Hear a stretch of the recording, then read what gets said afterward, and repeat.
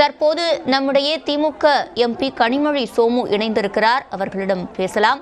வணக்கம் திரு கனிமொழி சோமு. இப்ப எதிர்க்கட்சி எம்பிக்கள் இந்த பேரணியை முன்னெடுத்திருக்கீங்க. இப்ப தேர்தல் ஆணையம் இதை கையாளும் விதம் என்பது சரியா இருக்கிறதா? இதை அடுத்த கட்டத்துக்கு எப்படி எடுத்து செல்வீங்க? காலையில நாடாளுமன்றம் இரு அவைகளும் அட்சரானதுக்கு அப்புறம் எல்லாரும் எலெக்ஷன் கமிஷனை நோக்கி நாங்க எல்லாரும் எஸ்ஐஆர் ரத்து செய்யுமாறு நாங்க ஊர்வலமாக சொல்றோம். எங்கள் ஊர்வலத்துக்கு நாங்க ஏற்கனவே சரியான பர்மிஷனும் வாங்கியிருந்தோம்.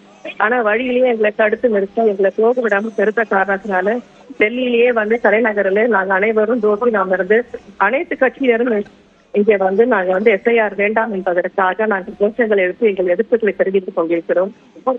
இதை பார்த்தாவது நமது எலெக்ஷன் கமிஷன் மனம் இறங்குமா?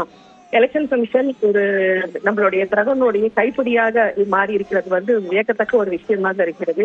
எலெக்ஷன் கமிஷன் தனிப்பட்ட ஒரு பாடி.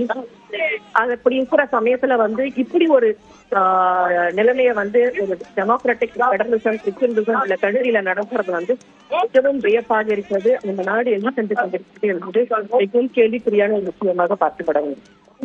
இப்போ பேரணியை தடுத்து நிறுத்தி இருக்காங்க. அடுத்த கட்டமா இந்த விஷயத்தை எப்படி முன்னெடுத்து செல்ல திட்டமிட்டு இருக்கு? இந்த போராட்டம் முடிஞ்சதுக்கு அப்புறம் தலைவர்கள் அனைவரும் சந்தித்து அடுத்த கட்ட முடிவு எடுக்கப்படும். அனைவரும் போராட்டத்துல தான் இருக்கிறோம்.